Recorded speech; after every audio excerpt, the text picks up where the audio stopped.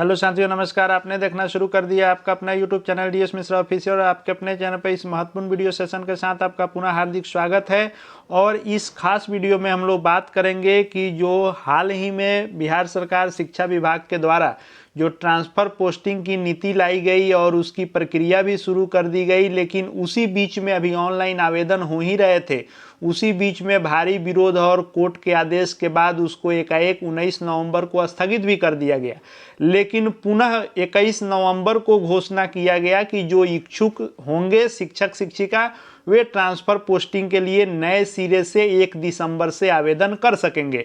लेकिन उसमें कोई गाइडलाइन नहीं दिया गया था, जिससे सभी को नए गाइडलाइन का इंतजार था कि इस बार जो ट्रांसफ़र पोस्टिंग की प्रक्रिया होगी वह कैसे होगी, क्या उसके लिए दिशा निर्देश होंगे, क्या नियम तय किए जाएंगे। उसको लेकर के आज जो है शिक्षा विभाग के द्वारा प्राथमिक शिक्षा के निदेशक के द्वारा सभी जिला शिक्षा पदाधिकारी और जिला कार्यक्रम पदाधिकारी स्थापना के नाम से जो पत्र लिखा गया है, इसमें सभी कोटि के शिक्षकों के लिए जो स्थानांतरण चाह रहे हैं उनके लिए इसमें पूरी तरह से सब गाइडलाइन दिया गया है कि कैसे आवेदन होगा, कब से होगा, किनको किनको आवेदन करने का मौका मिलेगा, क्या खास होगा। क्योंकि 2 दिन से यह भी कहा जा रहा था कि विशेष समस्या का अर्थ होगा कि जो विशेष किसी बीमारी से, गंभीर बीमारी से, असाध्य बीमारी से ग्रसित होंगे उन्हीं को मौका मिलेगा। लेकिन मैंने एक दिन पूर्व ही कह दिया था कि ऐच्छिक होगा और सबको मौका मिलेगा, और आज के गाइडलाइन में भी वह सारी चीज़ें हैं। तो आज के इस महत्वपूर्ण वीडियो में हम लोग बात करेंगे कि क्या क्या गाइडलाइन है, किसके लिए क्या मौका मिलने वाला है, कौन कौन इसमें भर सकते हैं, कब भरेंगे, पहले वाले नियम से इस नियम में क्या अंतर देखने को मिलेंगे और आपको क्या क्या करने होंगे। इन सब चीज़ों को आज के वीडियो में देखने समझने वाले हैं। तो वीडियो आपके लिए महत्वपूर्ण होने वाला है, अंत तक मेरे साथ बने रहेंगे। और यदि चैनल से अब तक नहीं जुड़े होंगे तो चैनल को सब्सक्राइब करके बेल आइकन को प्रेस कर लेंगे, ताकि आगे जो भी महत्वपूर्ण वीडियो जाए उनकी जानकारी आप तक पहुँचती रहे। तो जो 21 को निकाला गया था, तो मैंने कहा कि उसमें किसी प्रकार की मार्गदर्शिका नहीं थी। उसके लिए अब यह मार्गदर्शिका भेजी गई है। मार्गदर्शिका के अनुसार जो ट्रांसफ़र पोस्टिंग होगी, वह जो भी शिक्षक शिक्षिका जो विशेष समस्या के कारण स्थानांतरण के लिए इच्छुक हैं उनके अभ्यावेदन के लिए यह मार्गदर्शिका बनाई गई है। यानी प्रारंभिक से लेकर उच्च माध्यमिक तक में कार्यरत सभी शिक्षक शिक्षिकाओं को, जिनको भी विशेष समस्या के अंतर्गत क्या क्या रखा गया है उस पर भी हम लोग बात कर लेंगे। सभी लोग जो भी इच्छुक हैं वे स्थानांतरण के लिए आवेदन कर सकते हैं। इसके लिए जो गाइडलाइन तय किए गए हैं उसके अनुसार पुनः पहले की तरह ही ई शिक्षा कोष पोर्टल पर ही आवेदन होगा, और विशेष समस्या के कारण जिनको भी स्थानांतरण हेतु इच्छा होगी वे शिक्षक शिक्षिका स्वयं के टीचर आईडी से ई शिक्षा कोष पोर्टल पर, यानी जैसे पिछले बार आपने लॉगिन करके और अपना आवेदन किया था उसी तरह अभ्यावेदन आप कर सकते हैं। अभ्यावेदन का प्रयोग इसलिए बार बार किया जा रहा है ताकि सरकार अब यह चाह रही है कि अभ्यावेदन के रूप का मतलब हो गया कि विशेष समस्या के कारण इनका विशेष परिस्थिति में आवेदन लेकर और आपसे इसमें आपकी सहमति भी ली जा रही है और लिखित भी लिया जाएगा। कैसे क्या होगा उस पर भी बात करेंगे।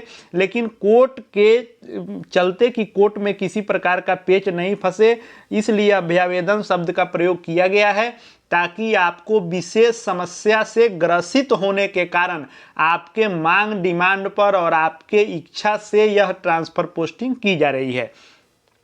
आगे जो बताया गया है कि इस शिक्षा कोष पर लॉगिन के उपरांत डैशबोर्ड पर request for transfer on special ground, यानी विशेष आपका आधार बनाया गया है कि विशेष आधार पर जिनको विशेष समस्या है उस आधार पर यह ट्रांसफ़र पोस्टिंग की प्रक्रिया पुनः शुरू की जा रही है।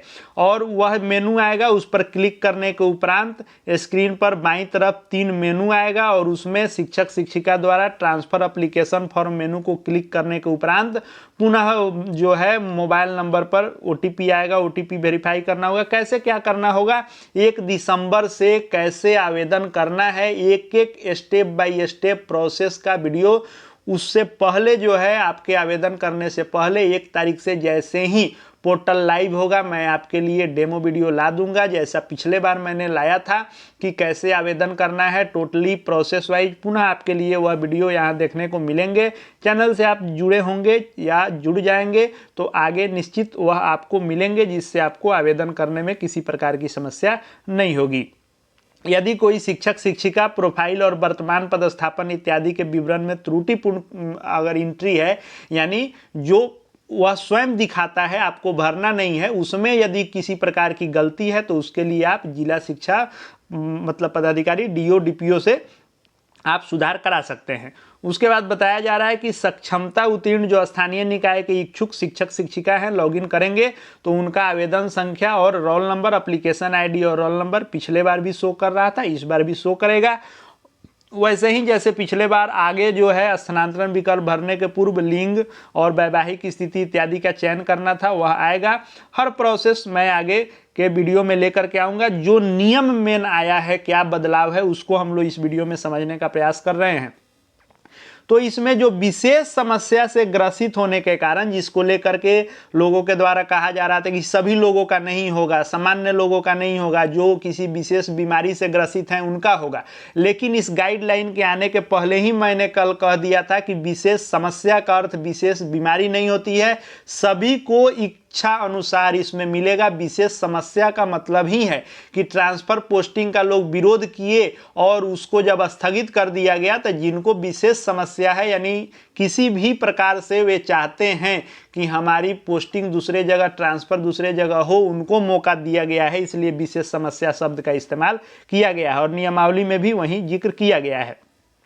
पिछले बार जो 8 कोटि बनाई गई थी, इस बार टोटल 7 कोटि बनाई गई है। प्राथमिकता जो 7 कोटि में दी जाएगी, पिछले बार 8 कोटि बनाया गया था। अंतर क्या है उसको भी हम लोग समझेंगे। तो असाध रोग, विभिन्न प्रकार के कैंसर, वह स्वयं किसी को हो, पति पत्नी को हो, बच्चों को हो, तो उनको फर्स्ट प्राथमिकता दी जाएगी ट्रांसफर पोस्टिंग में। गंभीर रुग्णता, गंभीर बीमारी किसी को है, किडनी, हृदय, लीवर से संबंधित, स्वयं पति पत्नी, बच्चों को। दिव्यांगता के आधार पर स्वयं नियुक्त यदि शिक्षक शिक्षिका हैं तो उनको तीसरे नंबर पर प्राथमिकता में रखा गया है। चौथे नंबर पर ऑटिज्म, मानसिक दिव्यांगता, स्वयं पति पत्नी, बच्चों किन्हीं को होगा तो। पांचवें नंबर पर विधवा एवं जो सिंगल महिला हैं उनको रखा गया है। और छठे नंबर पर पति पत्नी के पोस्टिंग के आधार पर उनको प्राथमिकता दी जाएगी।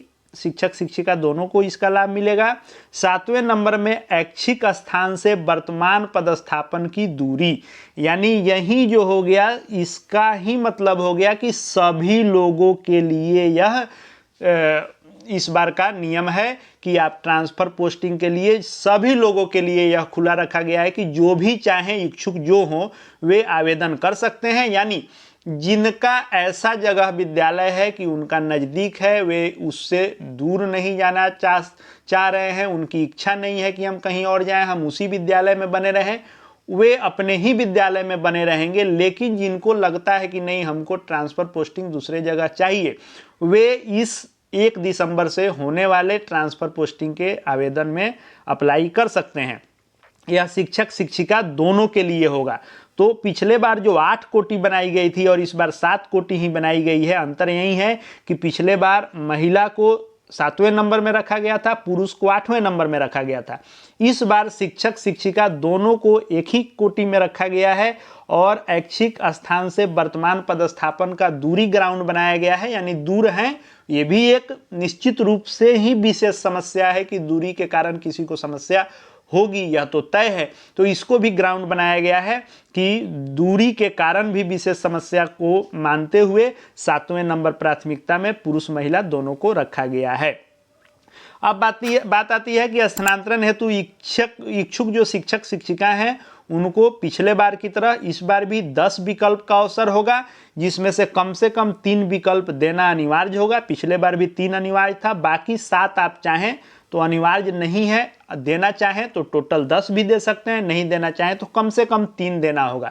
3 से कम पर आवेदन सबमिट नहीं होगा, लेकिन 3 के आगे आप नहीं चाहते हैं तो नहीं दें, चाहते हैं कि 10 दें तो 10 देना होगा। तो मिनिमम 3 और अधिकतम 10 इस बार भी आपको विकल्प मिलने वाले हैं।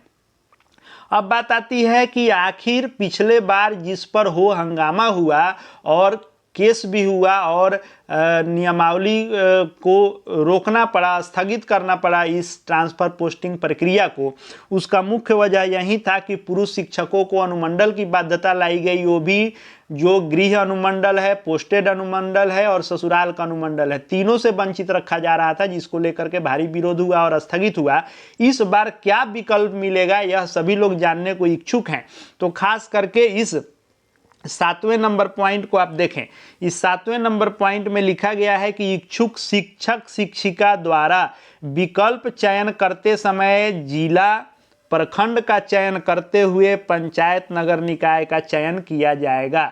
यानी इस दिशा निर्देश के अनुसार तो यह है कि पुरुष महिला दोनों को इस बार जिला प्रखंड और पंचायत नगर निकाय मिलेगा, यानी अनुमंडल वाली बाध्यता इस बार हटा दी जा रही है। पुरुषों के लिए वह बाध्यता इस बार नहीं रहेगी कि आपको 3 अनुमंडल छोड़ के जाना है, क्योंकि सरकार कह रही है कि हम चाह रहे हैं कि शिक्षक खुश रहें और खुशी मन से शिक्षकों को शिक्षा दें, इसलिए हम किसी को भी दूर भेजना नहीं चाह रहे हैं, सबको मनचाहा मिले ऐसा कोशिश है। और उसी को देखते हुए इस नियमावली में फिर जिला प्रखंड और पंचायत नगर निकाय के चयन का बात किया गया है, यानी पुरुष और महिला दोनों को इस बार, पिछले बार जो सिर्फ महिलाओं को मिला था पंचायत तक का विकल्प, इस बार पुरुषों को भी मिलेगा। नियमावली यही कह रही है। 1 दिसंबर से जब ऑप्शन आएगा तो यह पूर्णतः क्लियर हो ही जाएगा। उसको भी लेकर के आपके लिए आऊँगा कि कैसे क्या विकल्प चुनना है, कैसे जिला चुनना है, कैसे उसमें जिला से अनुमंडल, अनुमंडल से ब्लॉक, ब्लॉक से पंचायत, नगर निकाय, कैसे फर्स्ट सेकेंड चॉइस आप देंगे तो फायदा रहेगा। उन सब पर भी आगे मैं वीडियो लेकर के आऊँगा। ट्रांसजेंडर को भी महिला शिक्षिका हेतु जो विकल्प होंगे वह मिलेगा।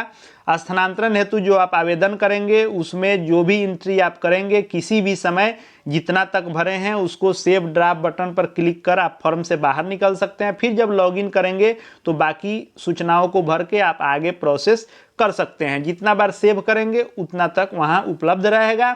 आगे फिर उसमें आप सुधार कर सकते हैं, एडिट कर सकते हैं, सब कुछ उसमें आपको ऑप्शन रहेगा लास्ट डेट तक। शिक्षक शिक्षिका द्वारा पोर्टल पर सभी सूचनाओं को प्रविष्ट करने के उपरांत अपना लिखित अभ्यावेदन स्कैन कर यथास्थान पर अपलोड करना होगा। यह एक विशेष पॉइंट है इस बार के नियमावली में। आप पुनः एक बार इसको ध्यान से पढ़ें। क्या कहा जा रहा है कि जो भी शिक्षक शिक्षिका पोर्टल पर आवेदन करेंगे वे जब सभी सूचनाओं को प्रविष्ट कर देंगे उसके बाद वे अपना लिखित अभ्यावेदन स्कैन कर यथास्थान पर अपलोड करना अनिवार्य होगा। यानी आपसे सहमति स्वीकृति ली जाएगी कि आप इस ट्रांसफ़र पोस्टिंग के लिए सहमत हैं और अपने स्वेच्छा से इच्छा अनुसार ट्रांसफ़र पोस्टिंग की इस प्रक्रिया में आप आवेदन कर रहे हैं और आप ट्रांसफ़र पोस्टिंग चाह रहे हैं, क्योंकि आगे कोर्ट में जाने पर आगे इस पर कोई विवाद नहीं हो और यह पुनः स्थगित नहीं करना पड़े, इसलिए आपसे लिखित सहमति प्राप्त होगा ताकि आगे कोई पुनः विरोध करे तो कोर्ट में सरकार अपना पक्ष मजबूती से रख सके। तो स्वाभाविक है इस बार वही लोग आवेदन ही करेंगे जिनको इच्छा है कि हमारी दूसरी जगह पोस्टिंग हो, हम नज़दीक आ जाएं। जो नज़दीक में हैं ही वे तो आवेदन करेंगे ही नहीं, इसलिए जिनको ट्रांसफ़र पोस्टिंग की आवश्यकता है वे करेंगे 1 दिसंबर से। फिर वही नियम पहले की तरह रहेगा कि सबमिट करेंगे, सबमिट करने के बाद पुनः OTP आएगा और उस वेरीफाई OTP से आपका आवेदन स्वीकार कर लिया जाएगा।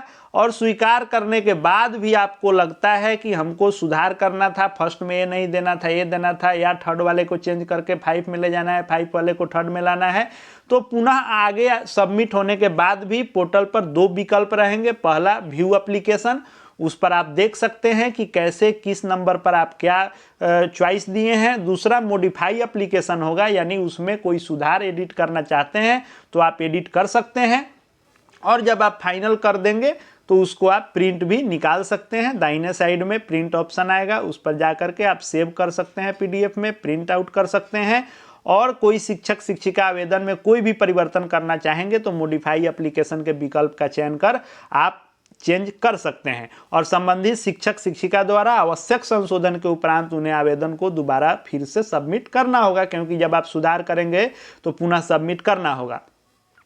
जो इसके लिए आपको समय दिया जा रहा है वह समय दिया जा रहा है 1 दिसंबर 2024 से 15 दिसंबर 2024 तक। और सरकार पिछले बार की तरह ही इस बार भी मूड में है कि दिसंबर में ही यानी 15 दिसंबर तक आप आवेदन करेंगे तो लास्ट दिसंबर तक आपके सभी आवेदन को स्क्रीनिंग करके और जो भी प्रक्रिया है करके और जनवरी में जो भी इच्छुक हैं ट्रांसफ़र पोस्टिंग को लेकर के उनकी ट्रांसफ़र पोस्टिंग की जाए। तो 1 दिसंबर से लेकर 15 दिसंबर तक आपको आवेदन इस शिक्षा कोष पोर्टल पर ट्रांसफ़र पोस्टिंग के लिए करनी है।